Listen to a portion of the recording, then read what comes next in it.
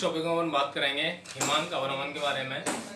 हिमांक अवनमन को अपन कहते हैं डिप्रेसिंग इन फ्रीजिंग पॉइंट। देख लें अपन, सबसे पहले परिभाषा अपन देंगे किसकी, हिमांक की। हिमांक को अपन क्या कहते हैं, फ्रीजिंग पॉइंट कहते हैं। अब हिम का मतलब होता है बर्फ और अंक का मतलब है पॉइंट। तो हिमांक की परिभाषा क्या होती है, वह ताप जिस पर किसी द्रव का वाष्प दाब उसकी ठोस अवस्था में उपस्थित दाब के बराबर हो जाए। वह ताप जिस पर किसी द्रव का वाष्प दाब उसकी ठोस अवस्था में उपस्थित वाष्प दाब के बराबर हो जाए, तो उस ताप को अपन क्या कहते हैं, हिमांक। तो हमें पता है प्रत्येक जो द्रव है वो एक निश्चित ताप पर जमता है और जमने वाला जो बिंदु है उसको अपन क्या कहते हैं, हिमांक। ठीक है। अब अपन परिभाषा दें कि जब किसी अवाष्पशील विलेय पदार्थ को किसी शुद्ध विलायक में मिलाया जाता है तो उसके वाष्प दाब के मान में क्या आती है, कमी। सीधी सी बात है कि जब विलेय पदार्थ को अवाष्पशील विलेय, इसको किसमें मिला रहे हैं अपन, विलायक में, और विलायक कैसा है, वाष्पशील। इसको अपन कह रहे हैं ए, इसको अपन क्या कह रहे हैं, बी। तो इसका वाष्प दाब तो कुछ होगा ही नहीं। इसका वाष्प दाब जो होता है उसको अपन क्या कहते हैं, P0। अगर दोनों को मिक्स करेंगे तो क्या बनेगा, विलयन। तो उसका वाष्प दाब क्या लेंगे अपन, P1। अब अपन को पता है जब अवाष्पशील विलेय पदार्थ और विलायक अलग अलग होते हैं तो विलायक का वाष्प दाब P0 है, लेकिन दोनों को जब मिक्स करते हैं तो विलयन जो बनेगा उसका वाष्प दाब क्या है, P1। तो इनमें से कौन सा कम है, ये वाला कम है। हमने पढ़ा है अवाष्पशील विलेय पदार्थ को शुद्ध विलायक में मिलाया जाता है तो विलयन के वाष्प दाब के मान में कमी आती है, जिसे वाष्प दाब अवनमन कहा जाता है। यहां से अपन कह सकते हैं डेल्टा P बराबर क्या होगा, P0 माइनस P1। ये क्या है, वाष्प दाब अवनमन।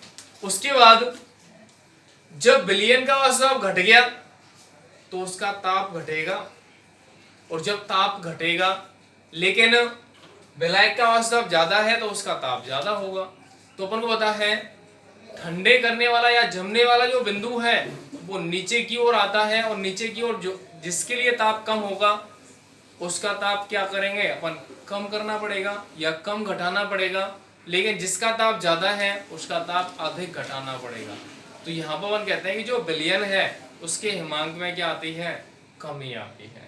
अब देख लें अपन कि जैसे जल है, जल का हिमांक कितना होता है, 273 केल्विन। हिमांक कितना है, 273 केल्विन है, 0 डिग्री सेल्सियस है। अब यहां से अपन ये कहते हैं, माना कि इसका जो वाष्प दाब है वो कितना है, पहले P0 कितना है, 0.6 atm है। अगर इसको इसके बराबर लाना है, इसको अपन जमने वाला जमाव बिंदु की तरफ ले जाना चाहते हैं, माना कि जमाव बिंदु के लिए दाब कितना रह जाए, 0.2 atm। मतलब जिस ताप पर वो जमता है या जिस बिंदु पर वो जमता है उस पे दाब कितना है, 0.2 atm चाहिए अपन को। तो यहां से कितना दाब कम करना पड़ेगा अपन को, 0.6 से 0.2 atm। अब इसको अपन कम करना चाहते हो, इसके ताप के मान में अपन क्या लाएंगे, कम ही लाएंगे। तो हिमांक चाहिए, तो हिमांक की स्थिति कितनी आती है यहाँ पे,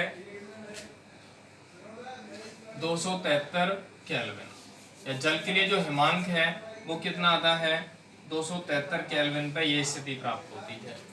अब यहां से अपन गए विलयन, माना कि विलयन का हिमांक कितना हो गया, घट करके ये हो गया कितना, 0.4 atm, और जमने वाला जो बिंदु है उस पर जो दाब है वो कितना है, 0.2 atm है। अपन अब इन दोनों का डिफरेंस देखें और इसका डिफरेंस देखें, तो यहां से अपन कहेंगे कि अगर इसको इसके बराबर लाना चाहते हैं तो कितने ताप पर आ रहा है, ये 273 केल्विन पे 0.2 atm आ जाएगा। लेकिन अगर इसको इसके बराबर लाना चाहते हैं तो कम ताप में ही कमी आएगी, क्योंकि पहले से इसका दाब क्या हो गया, घट गया, तो इसका टेम्परेचर पहले से ही कम हो गया, और पहले से अगर कम होगा तो इसके बराबर लाने के लिए हिमांक के मान में क्या आएगी, और कमी आएगी। मतलब यहाँ अपन कहते हैं कि एक में तो हिमांक ज्यादा कम हो रहा है, एक में हिमांक कम मात्रा में घट रहा है। तो यहाँ से अपन क्या कहेंगे कि जो विलयन का हिमांक है उसमें क्या आएगी, कमी आएगी। इसमें हिमांक के मान में क्या आ रही है, इतनी कमी नहीं आती जितनी विलयन में आती है। और क्वथनांक में तो स्थिति क्या होती है, अपोजिट होती है। एक में तो दाब घटेगा, क्वथनांक बढ़ेगा। एक में अपन कह रहेंगे कि दाब भी घट रहा है और हिमांक भी क्या होगा, घटेगा। इसका भी घटेगा, विलयन का भी घटेगा, लेकिन जिसका वास्तव कम होगा उसके हिमांक के मान में क्या आएगी, ज्यादा कमी आएगी। लेकिन जिसका वास्तव ज्यादा है उसके हिमांक के मान में कमी नहीं आएगी। तो विलयन और विलायक की अगर तुलना करते हैं तो विलयन का हिमांक ज्यादा घटेगा, या विलयन के हिमांक में क्या आएगी, कमी आएगी, लेकिन इसके हिमांक में कोई कमी नहीं आती। तो यहाँ से अपन कहते हैं हिमांक के मान में जो होने वाली कमी है वो क्या कहलाती है, हिमांक अवनमन। तो सीधा सा है, एक बार सुन लें।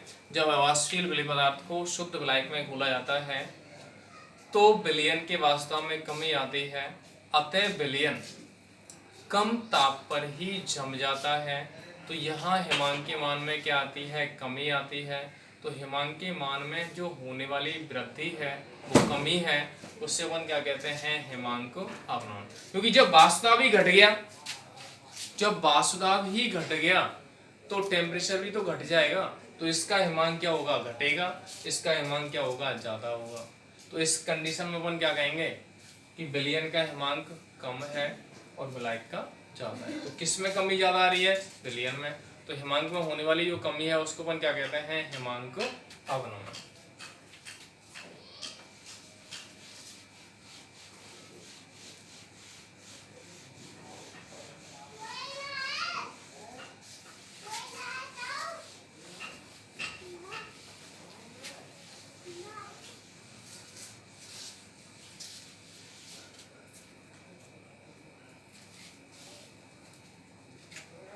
इसके लिए ग्राफ बनाएंगे अपन।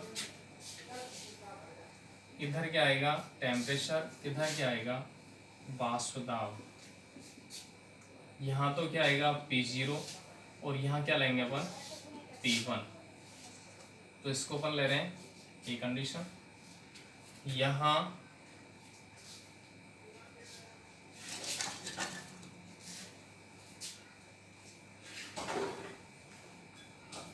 यहाँ पे क्या आएगा, TF नॉट, और यहाँ क्या आएगा, TF। सुने अपन, ये शुद्ध विलायक का वास्तव है, ये विलयन का वास्तव है, ये घटेगा। लेकिन हिमांक के मान में क्या हो रही है, यहाँ पे इसके संदर्भ में TF नॉट आएगा, विलायक का हिमांक, लेकिन इसका हिमांक क्या होगा, और घटेगा। ठीक है, अब यहाँ से अपन कहेंगे कि इस स्थिति में ये पॉइंट किसको डिनोट करेगा, विलायक को, और ये पॉइंट किसको डिनोट करेगा, विलयन को। ठीक है, अब यहां से अपन कहते हैं कि इसका जो अंतर है ये किसके बराबर है, डेल्टा पी। इसका जो अंतर है वो किसके बराबर है, डेल्टा टीवी। हमें पता है चित्र से डेल्टा पी समानुपाती डेल्टा, ये टीएफ है, टीएफ, चूंकि डेल्टा पी समानुपाती किसके होता है, एक्स से, तब डेल्टा टीएफ समानुपाती क्या हो जाएगा, एक्स से। एक्स से बराबर क्या है, विलय की मोल भिन्न, चूंकि एक्स ए बराबर विलय के मोल अपॉन विलयन के मोल, तो इसका मान अगर रखते हैं तो क्या आएगा, इसलिए डेल्टा टीएफ बराबर क्या आएगा, समानुपाती N A upon N A plus N B. उसके बाद अपन कहेंगे सेम डेरिवेशन है उसके अकॉर्डिंग ही, अत्यंत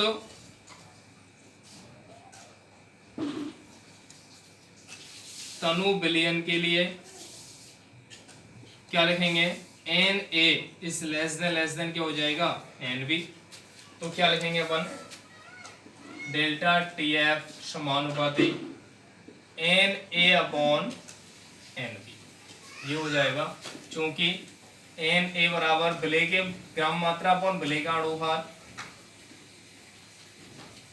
एन बी बराबर W B upon M B.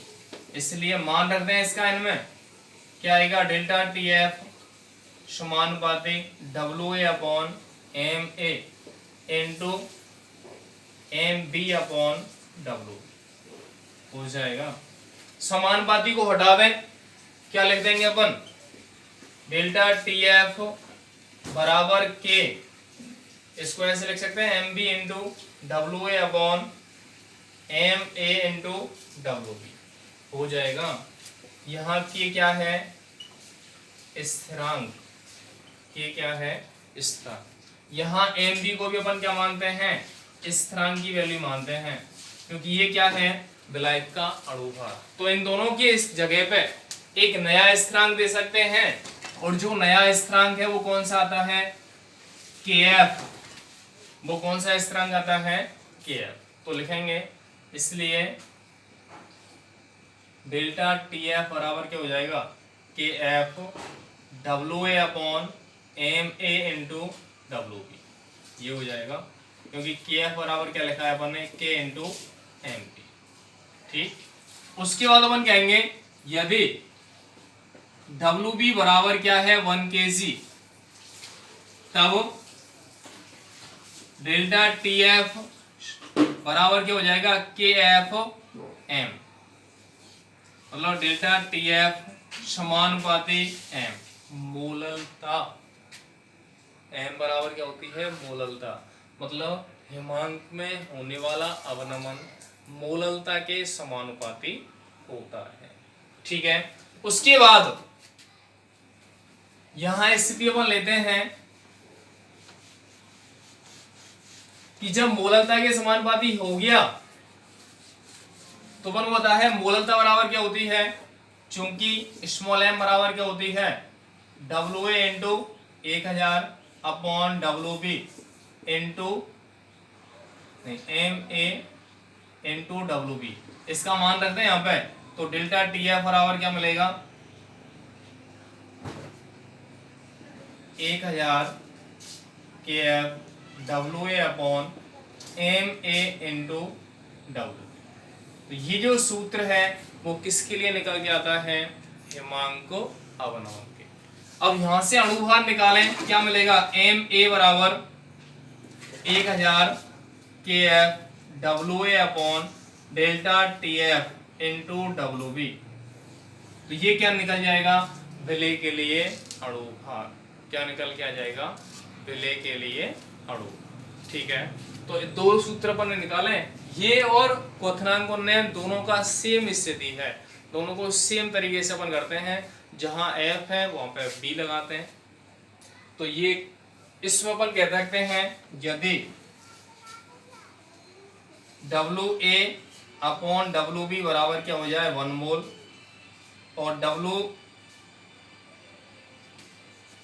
A upon M A बराबर क्या हो जाए, 1 मोल, और डब्ल्यू बी बराबर क्या हो जाए, 1000 ग्राम, तब डेल्टा टी बी या टी एफ बराबर क्या हो जाएगा, के एफ। मतलब जब एक मोल विलेय पदार्थ को 1000 ग्राम विलायक में घोला जाता है तो विलयन के हिमांक के मान में होने वाली जो कमी है उससे अपन क्या कहते हैं, हिमांक अवनमन स्थिरांक या मोलल अवनमन स्थिरांक। ठीक है, तो के एफ को अपन क्या कहते हैं, मोलल अवनमन स्थिरांक या हिमांक अवनमन स्थिरांक। तो ये 2 पॉइंट अपने क्लियर हो गए। तीसरा जो अणुशंक गुणधर्म है वो अपना क्लियर हो गया, सेम है, जिसको अपन क्या कहते हैं, हिमांक अवनमन। ठीक है, धन्यवाद।